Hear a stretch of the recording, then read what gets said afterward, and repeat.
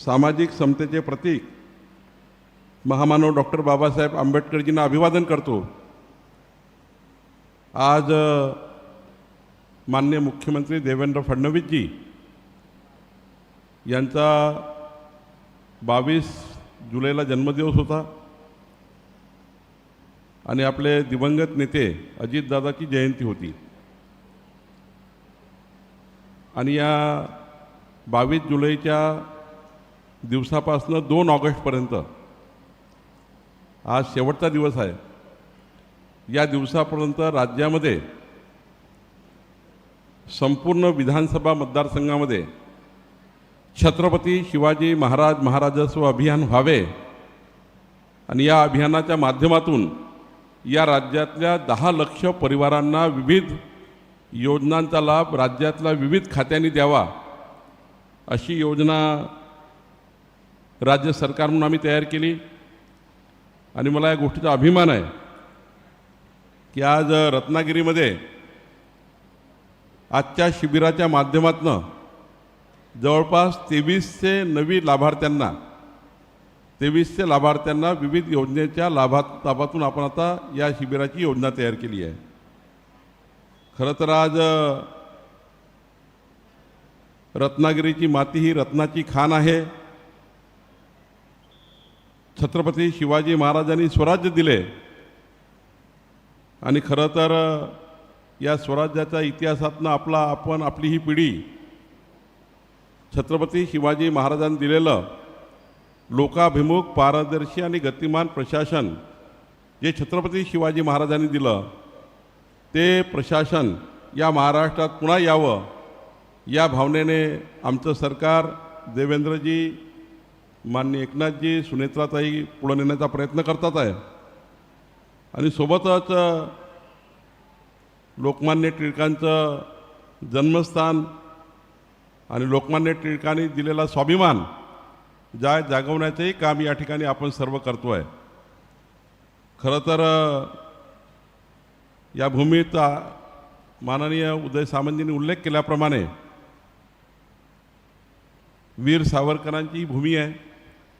या भूमीतनं आपल्याला खऱ्या अर्थाने जी ऊर्जा मिळतं ती ऊर्जा महाराष्ट्राला मजबूत करण्याच्या दिशेने आपला रत्नागिरी जिल्हा काम करतो आहे। महाराष्ट्राला ऊर्जा देण्याचं काम रत्नागिरी जिल्हा करत आहे। खऱ्या अर्थाने आपल्या सर्वांना या जिल्ह्याचा अभिमान आहे।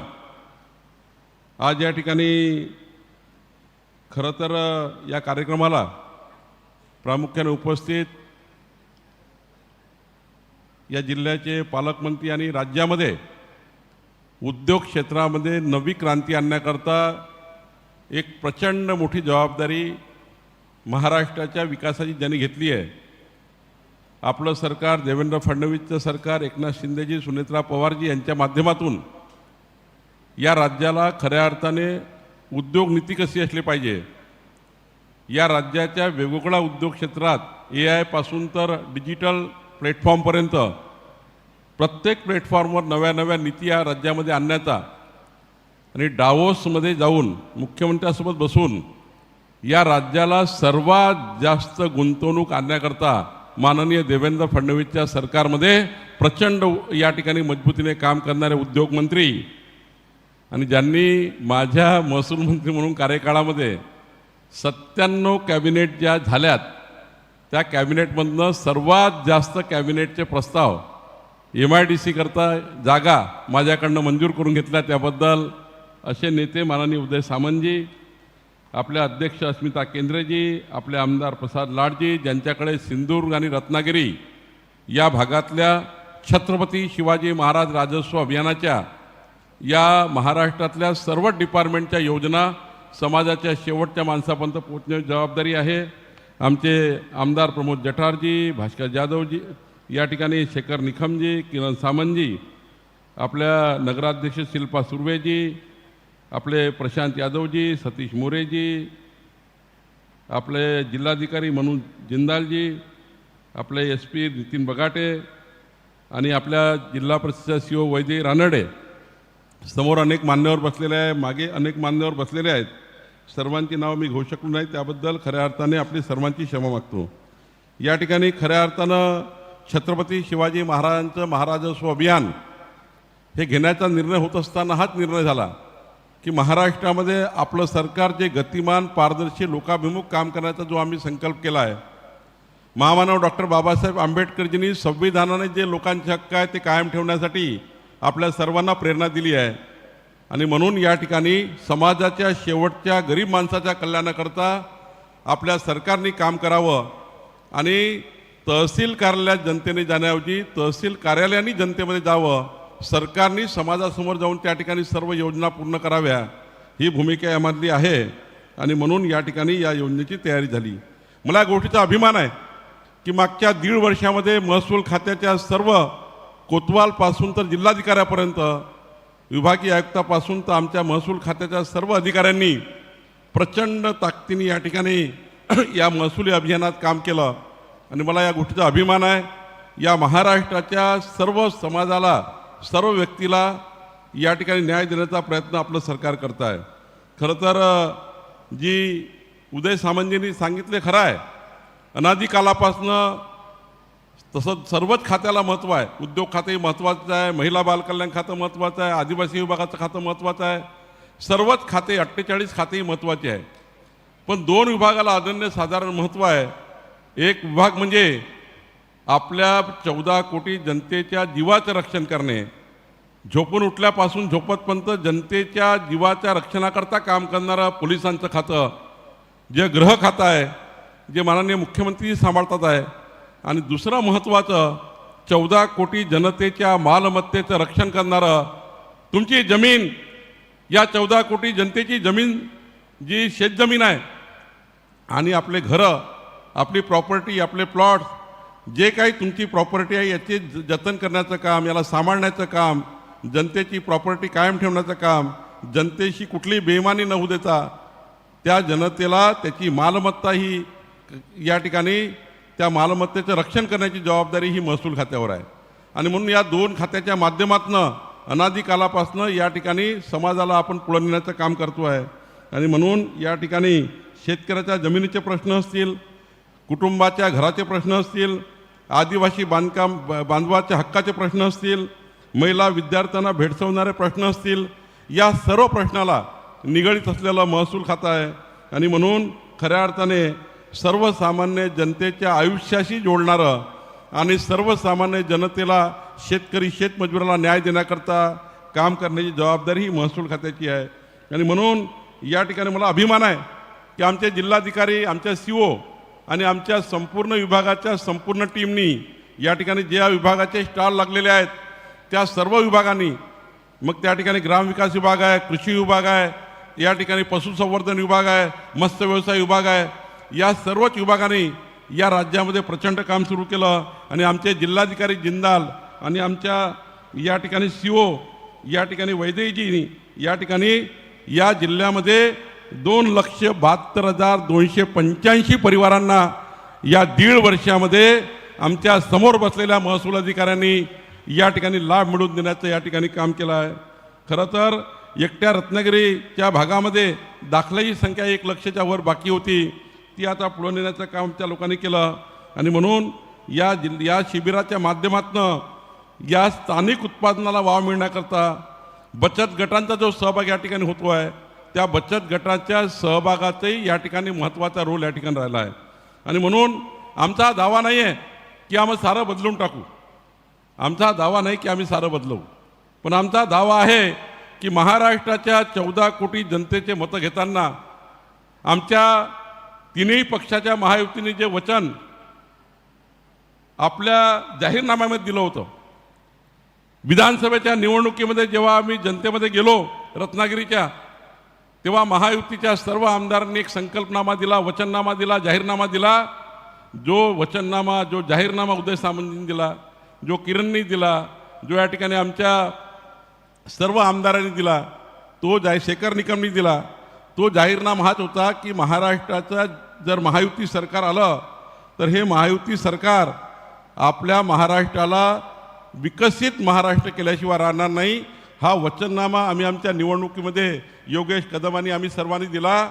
आणि मला या गोष्टीचा अभिमान आहे की माननीय मुख्यमंत्री देवेंद्र फडणवीसजी, एकनाथ शिंदेजी, सुनेत्रा पवारजी आणि अजितदादा पवार असताना या महाराष्ट्राला जे वचन दिलं होतं की या महाराष्ट्रातल्या 56 लक्ष शेतकऱ्याचं 33,000 कोटी रुपयाचं कर्ज आमचं सरकार माफ करेल। आणि मला इतका अभिमान आहे की माननीय मुख्यमंत्री देवेंद्रजीच्या सरकारने, एकनाथ शिंदेजी, सुनेत्रा पवारजींनी या महाराष्ट्राच्या शेतकऱ्याला कर्जमुक्त करण्याचं काम या ठिकाणी केलं।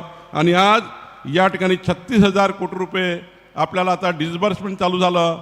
पहिल्या 2 याद्या आता महाराष्ट्राच्या प्रत्येक बँकेत पोहोचल्या आणि आता माननीय मुख्यमंत्र्यांनी या ठिकाणी निर्देश दिले आहेत की शेतकरी कर्जाच्या ज्या याद्या आहेत, ज्यांना कर्ज माफ होणार आहे, त्या सर्व याद्या तिथल्या सहकारी संस्थांमध्ये, बँकामध्ये, कलेक्टर ऑफिस, तहसील कार्यालयात, तलाठी कार्यालयामध्ये डिस्प्ले करून ज्या शेतकऱ्यांचं कर्ज माफ झालं त्यांना त्या ठिकाणी ते कळवलं गेलं पाहिजे, ही भूमिका या ठिकाणी घेतली।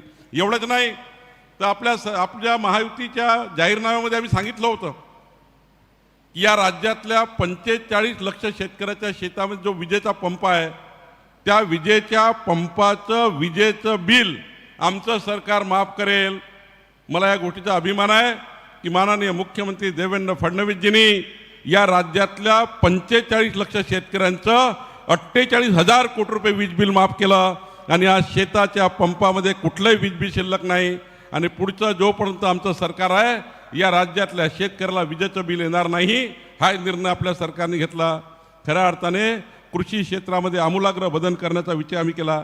एवढंच नाही तर आपल्या महाराष्ट्राच्या सरकारने मागच्या अधिवेशनामध्ये एक महिला विधेयक आणलं आणि आमच्या महिलांना, बहिणींना शेतकऱ्याचा दर्जा मिळाला पाहिजे। केवळ शेतकरी महिला आहे म्हणून नाही, एखाद्या महिलेच्या नावानं 7/12 आहे, त्यांच्याजवळ जमीन आहे म्हणून नाही, तर शेतीमध्ये काम करणारी महिला, शेतमजूर महिला जरी असेल, ती शेतीमध्ये कामाला जात आहे पण ती त्याच्याकडे काहीच त्या ठिकाणी आधार नाही आहे। एखादा उद्योग त्या ठिकाणी आमची बहीण करते आहे, तिच्याकडे आधार नाही आहे। अशा वेळी राज्याच्या सरकारने, आमचे देवेंद्रजी, एकनाथजी आणि सुनेत्रा पवारजींनी, आमच्या सरकारने निर्णय घेतला आणि या राज्यामध्ये आता शेतीमध्ये काम करणारी शेतमजूर महिला असेल तरी तिला शेतकरी दर्जा देण्याचं कार्य आमच्या सरकारने केलं। आणि आता लवकरच उदयजी, आपल्याला किरणजी, शेखरजी, आपल्या सर्वांना, प्रसादजी, आपल्या सर्वांना आता घरोघरी जायचं आहे।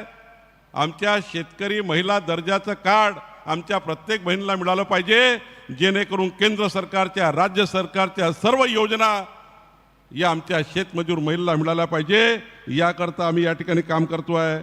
खऱ्या अर्थाने मला या गोष्टीचा अभिमान आहे की आपल्याला पुढच्या काळामध्ये प्रचंड बाबी या जिल्ह्यामध्ये करायच्या आहेत, या जिल्ह्याला आम्हाला समोर न्यायचं आहे। हे करत असताना मला या गोष्टीचा अभिमान आहे की आमचं महसूल खातं, आमच्या राज्यातले सर्वच खाते या ठिकाणी आम्ही पुढे नेण्याचा प्रयत्न करतो आहे। मला या गोष्टीचा अभिमान आहे। आज परवा SIR सुरू आहे। SIR म्हणजे प्रत्येकाला आपलं नाव मतदार यादीत आणायचं आहे। जे जे लोक रत्नागिरीमध्ये राहतात त्या सर्वांनी आपले मतदाराची नोंदणी, कारण जुनी मतदार यादी स्क्रॅप झाली आहे, आता नव्याने मतदार यादी होणार आहे। या यादीमध्ये कुठल्याही मृत व्यक्तीचं नाव राहणार नाही आहे। या यादीमध्ये या जिल्ह्यामध्ये कोणी घुसखोरी केली असेल त्याचं नाव राहणार नाही आहे।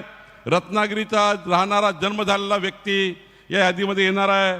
आणि म्हणून SIRची प्रक्रिया जी सुरू आहे, या प्रक्रियेमध्ये चिपळूण मतदार, चिपळूण जो आपला विधानसभा आहे, मी चिपळूण विधानसभेचे आमचे AIDU आणि टीमचं अभिनंदन करतो की चिपळूण विधानसभेच्या AIDU आणि प्रांताने या ठिकाणी राज्यात पहिला मतदारसंघ आणलेला आहे। आणि म्हणून मी या ठिकाणी खऱ्या अर्थाने आमच्या प्रांताचं आणि टीमचं अभिनंदन करतो।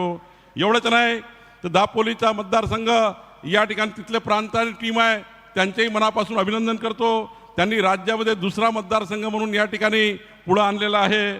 आणि गुहागर आणि राजापूर तिसरा आणि चौथा, महाराष्ट्रामध्ये पहिला क्रमांक SIRमध्ये कोणी मिळवला तो रत्नागिरी जिल्ह्याने मिळवला। याबद्दल कलेक्टर आपल्या टीमचं मनापासून अभिनंदन करतो। खऱ्या अर्थाने प्रचंड ताकदीने आमच्या टीमनी काम केलं।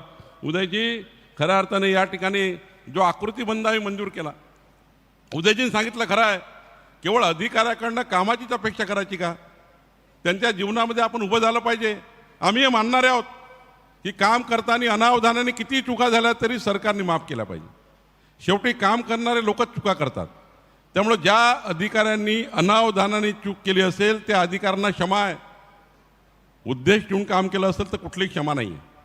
पण मला या गोष्टीचा अभिमान आहे की हे गोष्ट खरी आहे की मागच्या 1.5 वर्षामध्ये उदयजी आपण 135 ॲडिशनल कलेक्टरला सिलेक्शन ग्रेड दिले आणि त्यापैकी मागच्या टीममध्ये 18 लोक आय एस झाले आणि आता 12 लोक पुन्हा आय एस होणार आहेत.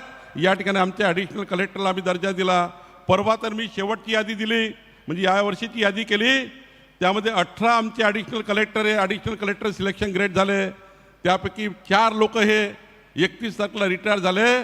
पण रिटायर होण्याच्या 5 वाजताच्या पूर्वी त्याला दर्जा देऊन रिटायर करण्याचं काम आम्ही केलं, जेणेकरून त्या व्यक्तीला पुढच्या काळामध्ये सन्मानाने त्या ठिकाणी तो अधिकारी जेव्हा रिटायर झाला, घरी जाता आता रिटायरमेंटचं दुःख होतं, पण घरी जाता आता प्रमोशन घेऊन घरी गेले. खऱ्या अर्थानं ही भूमिका आम्ही पार पाडली. या राज्यामध्ये प्रांत असतील, तहसीलदार असतील, कोतवाल असतील, त्या सर्वांना न्याय देण्याचा प्रयत्न आम्ही करतो आहे. आमच्या महसुली अधिकाऱ्याचा उदयजी 1965च्या पासून त्यांना त्या ठिकाणी त्यांची नियमावलीच बदलत नव्हती. पण 50 वर्षानंतर या राज्यामध्ये पहिल्यांदा आकृती बंद आणि आमच्या महसुली अधिकाऱ्यांचे ॲडिशनल कलेक्टर असतील, ADO असतील, तहसीलदार असतील, या सर्वांचे महसुली संहितेच्या माध्यमातून आम्ही त्यांच्या या ठिकाणी सेवा शर्ती अटी नियम बदलवून या ठिकाणी नव्याने त्या जाहीर केल्या. 50 वर्षानंतर 1.5 वर्षामध्ये पहिल्यांदा आमच्या अधिकाऱ्यांच्या सेवा शर्ती नियमामध्ये आम्ही सुधारणा केली. खऱ्या अर्थाने एक महत्त्वाचं काम केलं. आणि हेच गोष्ट खरी आहे की आमचे कोतवाल आहेत, त्यांची मागणी आहे की आता आम्हाला तलाठ्यामध्ये 20% आमचं आरक्षण द्या. तोही निर्णय आम्ही लवकरच करतो आहे. आमच्या तलाठ्याला, आमच्या कोतवालांना 20% आम्ही या ठिकाणी तलाठ्याच्या रिझर्वेशनमधनं जागा देणार आहे. कालच मी त्या ठिकाणी आमच्या विभागाशी बोलून त्यांच्याही सेवा शर्ती नियमामध्ये बदल करण्याचा निर्णय आम्ही केलेला आहे. आपल्या जिल्ह्याची मागणी होती की दापोलीमध्ये ॲडिशनल कलेक्टर कार्यालय दिलं पाहिजे. दापोलीमध्ये आता आम्ही ॲडिशनल कलेक्टर कार्यालय मंजूर केलेलं आहे आणि या ॲडिशनल कलेक्टर कार्यालयाच्या माध्यमातून अर्धा जिल्हा तिकडे, अर्धा जिल्हा इकडे, जसं या ठिकाणी आमचे पालकमंत्री निर्णय घेतील त्याप्रमाणे आम्ही त्या ठिकाणी विभाजन करू. एवढंच नाही तर आपण रायपाटण किंवा या ठिकाणी दुसरं एक गाव आलेलं आहे, 2 नावं आलेले आहेत. एक ॲडिशनल तहसीलदार कार्यालय आपली मागणी आहे. या 2 पैकी जो त्या ठिकाणी पालकमंत्र्यांनी आपली टीम ठरवेल, आमचे जिल्हाधिकारी भौगोलिक परिस्थितीनुसार ठरवेल, त्याप्रमाणे एक ॲडिशनल कलेक्टर कार्यालयसुद्धा ॲडिशनल तहसीलदार कार्यालय देण्याचा निर्णय आम्ही या ठिकाणी आता करतो आहे. एक ॲडिशनल कलेक्टर कार्यालय, एक ॲडिशनल तहसीलदार कार्यालय. आणि आता प्रसाद लाडनी मागणी केलेली आहे की आमच्या चिपळूणच्या भागाला सुद्धा काहीतरी त्या ठिकाणी प्रशासकीय मजबूतीकरण करा. मी जिल्हाधिकाऱ्याला सूचना करेल, तुम्हाला चिपळूणच्या भागात, खेडच्या भागात काही अजून सुधारणा लागेल तशी पाठवा. निश्चितपणे सरकार हे चिपळूणसाठी आणि खेडसाठी निर्णय करून देईल, याची काळजी करायची गरज नाही. आणि त्यामुळे खऱ्या अर्थाने या जिल्ह्याला मजबूत करणे, कोकण हे महाराष्ट्राचं वैभव आहे, या वैभवाला पुन्हा वैभवाकडे नेणे हीच भूमिका या ठिकाणी माननीय उदय सामंतजींनी व्यक्त केली आहे. मी हीच या भूमिकेला पुढे नेतो आहे. एवढंच नाही तर मला या गोष्टीचा अभिमान आहे की राज्यामध्ये आता उदयजी आपण मुख्यमंत्री बळीराजा शेतपालन रस्ते योजना आणली आहे. आज मी मालगुणमध्ये एका शेत रस्त्यावर जाऊन आलो. 650 मीटरचा शेत रस्ता आहे. तो रेकॉर्डवर नाही आहे. पत्रकार बंधूंनी नोंद घेतली पाहिजे. रेकॉर्डवरच नाही आहे.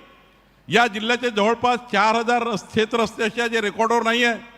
इंग्रजाच्या काळात कधीतरी मोजणी झाली होती.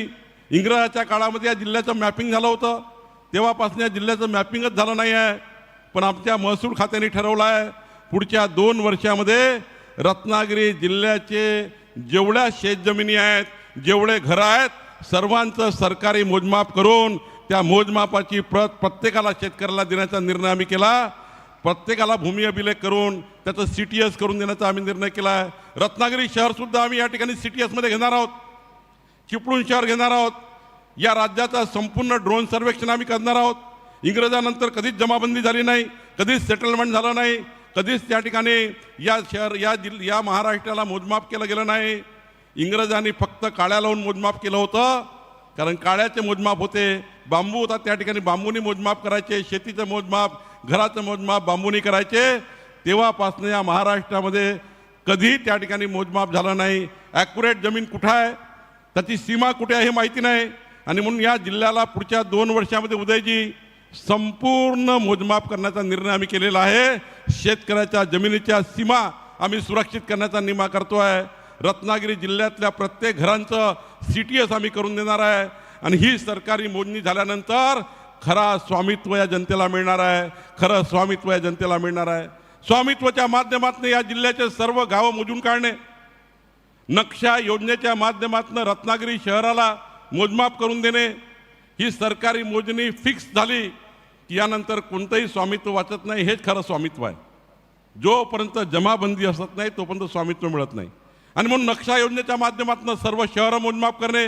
मी या ठिकाणी बसलेल्या सर्व आमदार महोदयाला विनंती करेल की आपण आपल्या आपल्या शहराची नक्षा योजनेमध्ये आपले शहरं हे मोजमाप करून घेतले पाहिजे. आणि या गोष्टीचा अभिमान आहे की आज आमच्या जिल्हाधिकाऱ्यांनी या जिल्ह्यातले सर्व शेत रस्ते, पांदण रस्ते पुन्हा एकदा मोजमाप करून इंग्रजाच्या काळात सिंगल डॉटेड, डबल डॉटेड दाखवले आहे. या सर्व रस्त्याला पुन्हा मोजमाप करून हे संपूर्ण रस्ते खुले करणे, याचं सीमांकन करणे आणि या रस्त्याला मुख्यमंत्री बळीराजा पांदण रस्ते योजनेच्या माध्यमातून उदयजी आपल्याला खूप मदत करावी लागणार आहे. आणि म्हणून जेव्हा मालगुणमध्ये तिथले आपले शेत पांदण समितीचे अध्यक्ष होते प्रसाद पाटील, ते माझ्यासोबत होते. तिथले आपले राजेश साळवी जिल्हा परिषद सदस्य माझ्यासोबत होते. पूर्वा दुर्गावडी होत्या, त्यांनी त्या रस्त्याला बघितलं. जेव्हा त्या रस्त्यावर मी चालत गेलो, तिथले 50 छोटे छोटे विद्यार्थी, पहिल्या वर्गातले, दुसऱ्या वर्गातले विद्यार्थी 3.5 किलोमीटर फिरून त्या ठिकाणी मालगुणला येतात. आता खऱ्या अर्थाने एक चांगलं झालं की 650 मीटरचा रस्ता बांधल्यामुळं केवळ अर्धा किलोमीटर रस्ता हा वाडी आणि मालगुणला जोडेल, ज्यातनं या मुलांना मजबूतीनं त्या ठिकाणी आपलं शिक्षण घेता येईल. आणि म्हणून शेत पांदण रस्ता योजना आपल्याला पुढं करायची आहे, ते पूर्ण करायची आहे. उदयजी तुम्हाला मी वचन देतो, आपला रत्नागिरी जिल्हा, प्रसाद लाडजी, आपला रत्नागिरी जिल्हा पुढच्या 2 वर्षामध्ये या जिल्ह्यातले सर्व शेत पांदण रस्ते याचं मोजमाप करायचं आहे, याच्या सीमा निश्चित करायच्या आहे. आणि मग उदय सामंतजी, आपण मोठ्या प्रमाणावर CSRचा निधी, मी तुम्हाला विनंती करेल, आपण MIDCचे संपूर्ण, आपण MIDCचे मंत्री म्हणून जे करू शकता ते राज्यातलं कुणी करू शकत नाही. MIDCच्या इतक्या मोठ्या कंपन्या आपल्याकडे आहे. या जिल्ह्याला केवळ तुम्ही एकटा CSR वापरला MIDCचा, या जिल्ह्यातले शेतकरी तुमचं ऋण आयुष्यभर विसरणार नाही. या जिल्ह्यातले विद्यार्थी आपल्याला खऱ्या अर्थाने दुवा देतील. आणि म्हणून काही करायचं असेल तर शेत पांदण रस्त्याकरता CSR खर्च करा.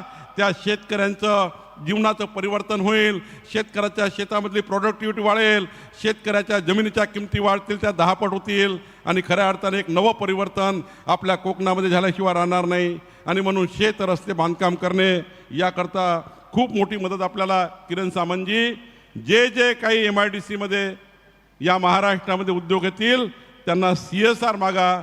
तो रत्नागिरी आणि सिंधुदुर्ग आणि रायगड जिल्ह्यातल्या शेत पांदण रस्त्याला मजबूत करण्याची योजना आपण तयार केला. खरं तर मी मगाशी त्या विद्यार्थ्यांना भेटलो, त्यांनी सांगितलं, उदयजी त्यांनी सांगितलं, आपल्यालाही सांगितलं, मलाही सांगितलं, आमचे साकव तयार करून द्या. हे महसुली नाले आमच्या मालकीचे आहेत.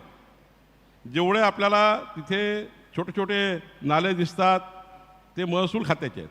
जसे शेत रस्ते महसूल खात्याचे आहे, हे जेवढे झरे आहेत, धरणं आहेत किंवा जे आपले छोटे छोटे नाले वाहतात पाण्याने, ते महसूल खात्याच्या मालकीचे आहे. पण त्या ठिकाणी साकव बांधण्यासाठी खूप लोकांचा आग्रह आहे. माझी विनंती आहे की 1-2 मोठे CSR आणले आणि या जिल्ह्यातले सर्व छोटे छोटे साकव लोखंडाचे बांधून दिले तर विद्यार्थ्यांना पावसाळ्यामध्ये जाताना, इकडून तिकडे जाताना किंवा लोकांना जाताना फार मोठी योजना तयार होईल. या जिल्ह्यातले सर्व साकव उदयजी आपण बांधून दिले पाहिजे. पालकमंत्री म्हणून योजना तयार केली पाहिजे. गरज पडली तर सरकारकडनं पैसा देऊ, काही महसूल विभाग मदत करेल, पण आपण या साकव बांधकामाची लवकरच एक योजना तयार केली पाहिजे. खरं तरी गोष्ट खरी आहे की महसूल खात्याने या जिल्ह्याकरता BSNL टावर बांधण्याकरता 104 शासकीय जागा मागितल्या होत्या, त्या आपण दिल्या. जिल्हा आपत्ती व्यवस्थापन प्राधिकरणाकरता जे केंद्र उभारण्याच्या 14 शासकीय जागा आपण दिल्या. केंद्रीय विद्यालय संघटन नवी दिल्ली, मौजा नाचणी येथे आपण जागा उपलब्ध करून दिली. केंद्रीय विद्यालय या ठिकाणी येत आहे. महाराष्ट्र MIDCच्या पर्यटन विकासाला चालना देण्याकरता हरणे दापोली येथे जी जागा आमच्या राज्यमंत्री महोदयांनी मागितली होती ती आपण उपलब्ध केली. रत्नागिरी जिल्हा परिषदेच्या या ठिकाणी सौर ऊर्जेकरता आपण जागा उपलब्ध करून दिली. यशवंतराव चव्हाण महाराष्ट्र मुक्त विद्यापीठ नाशिकचं ज्या ठिकाणी मरीन पार्क होतो आहे त्याला आपण जागा दिली. IB मुंबई यांना कोस्टल युनिट या ठिकाणी गिमनवे या गावात टाकायचं आहे दापोलीमध्ये, त्यांना आपण जागा दिली. एवढंच नाही, कुवारबाव, बसनी, आसूद, राजवाडी, तळवदे, निरबाळे, मुरंबाड या सर्व ग्रामपंचायतीमध्ये मोठ्या प्रमाणावर त्यांना डेव्हलपमेंट करायचं आहे, त्याच्याकरता आपण जागा दिली. आणि म्हणून खऱ्या अर्थाने महसूल खात्याच्या माध्यमातून एक मोठं परिवर्तन करण्याचा विचार आपण करतो आहे. आता राज्यामध्ये मी आता जिल्हाधिकाऱ्याच्या बैठकीत सांगणार आहे, 1 जानेवारी 2011 पूर्वी 1 जानेवारी 2011 पूर्वी या जिल्ह्यात जे लोक सरकारी जागेवर राहतात ते गरीब माणसं आहे, त्यांना जागा नाही आहे, त्या सर्व लोकांची यादी तयार करून त्या सर्व लोकांना स्वामित्व देण्याची योजना, जरी ते सरकारी जागेवर राहत असतील पण त्या सर्वांना आता स्वामित्व देण्याची योजना आपण तयार करतो आहे. त्याचे आपल्याला पूर्ण रेखांकन करायचं आहे, आपल्याला मोजमाप करायचं आहे. पुढच्या 6 महिन्यामध्ये आमचे सर्व तहसीलदार प्रांत ज्या ज्या भागामध्ये सरकारी जागेवर लोक राहतात त्या जागेत नियमाकुल करून त्यांना त्या ठिकाणी स्वामित्व देण्याची योजना आपण करतो आहे. एवढंच नाही तर 15/10/2024 पूर्वी 15/10/2024 पूर्वी उदयजी या जिल्ह्यामध्ये खाजगी जागेवर राहणारे लोक जे आपण रेग्युलाइज करू शकलो नाही त्या खाजगी जागेवर राहणाऱ्या 15/10/2024च्या पूर्वीच्या सर्व घरांना आता आपण कायमस्वरूपी तुकडेबंदी कायदा हटवून त्यांना आता नियमाकुल करण्याचा विचार आपण करतो आहे. एवढंच नाही, ही गोष्ट खरी आहे की आपला विभाग MIDC विभाग पुढे नेताना मोठ्या प्रमाणावर डेव्हलपमेंट करताना कोकणामध्ये येणेचा कायदा असल्यामुळं त्या ठिकाणी मोठ्या प्रमाणावर अडचणी होत्या. पण या राज्यातलं पहिलं सरकार देशामधलं असं आहे ज्या सरकारने येणेचा कायदा रद्द केला आणि आता कुणाला येणे करण्याची गरज पडत नाही, येणे करता सरकारी दरवाजा जायची गरज पडत नाही आणि त्याचा एक मोठा फायदा या जिल्ह्याला झाला. आणि आता शेवटचं मी सांगतो आहे, आपल्या सरकारने ठरवलं आहे या राज्यामध्ये आता 2 महत्त्वाचे कायदे येत आहे. 2 महत्त्वाचे कायदे या राज्यात येत आहे जो डिसेंबरमध्ये आम्ही आणतो आहे. या कोकणाला मजबूत करणारा, कुठली जमीन कुणाची अनाधिकृत कोणी विकू नये, कोणी या ठिकाणी गरीब माणसाच्या जमिनीवर कब्जा करू नये, याकरता आधी मोजणी केल्याशिवाय कोणतंही रजिस्ट्रेशन होणार नाही. 15 दिवसात मोजणी करायची, त्यानंतर रजिस्ट्रेशन करायचं. या राज्यामध्ये आधी मोजणी मग नोंदणी नंतरच म्युटेशन हा कायदा आम्ही आणतो आहे. मोजणी झाल्याशिवाय मात्र आता रजिस्ट्रेशन करता येणार नाही, कारण स्पॉटवर काय परिस्थिती आहे ती नोंदणीमध्ये येत नाही आणि त्यामुळे खऱ्या अर्थाने मोठे विवाद तयार होतात. आणि दुसरं, या राज्याला स्तर्य देण्याकरता या राज्यामध्ये प्रसादजी लँड टायटलिंग कायदा आपण आणतो आहे, जेणेकरून जनतेची मालमत्ता निश्चित करून देणे. यापूर्वीचे सर्व रेकॉर्ड निरस्त होतील. फक्त आत्ता जमिनीचा मालक कोण आहे, त्या मालकाचं नाव असेल CTSवर, त्या मालकाचा फोटो असेल, जमीन मालकाचा QR कोड असेल ज्यातनं लोकेशन माहीत होईल, त्याच प्रॉपर्टी कार्डवर त्याची रेडी रेकनर व्हॅल्यू असेल, त्याच प्रॉपर्टी कार्डवर भूमी अभिलेखचा नकाशा असेल, त्याच प्रॉपर्टी कार्डवर नगरपालिकेने दिलेला बांधकामाचा नकाशा असेल, एकाच प्रॉपर्टी कार्डवर पासपोर्ट सारख्या सर्व एंट्री असतील. आणि असं प्रॉपर्टी कार्ड या महाराष्ट्राच्या 14 कोटी जनतेला लँड टायटलिंग कायदा आणून आम्ही देण्याचा विचार करतो आहे आणि एक मोठा निर्णय महाराष्ट्रात आम्ही करतो आहे. मी एवढंच सांगेल, छत्रपती शिवाजी महाराजांची जी भूमिका होती, लोकाभिमुख, पारदर्शी, गतिमान प्रशासन, ती भूमिका आपल्या सरकारने स्वीकारलेली आहे. आमचे देवेंद्रजी, माननीय एकनाथजी, माननीय सुनेत्रा पवारजी यांच्या नेतृत्वामध्ये महाराष्ट्रातल्या महायुती सरकारने जे वचनं विधानसभेच्या निवडणुकीत दिले ते पूर्ण करण्याची जबाबदारी आमची आहे. आणि आमचं महसूल खातं जे खऱ्या अर्थाने लोकाभिमुख करण्याचा विचार केलेला आहे तो विचार आम्ही पुढं करणार आहोत.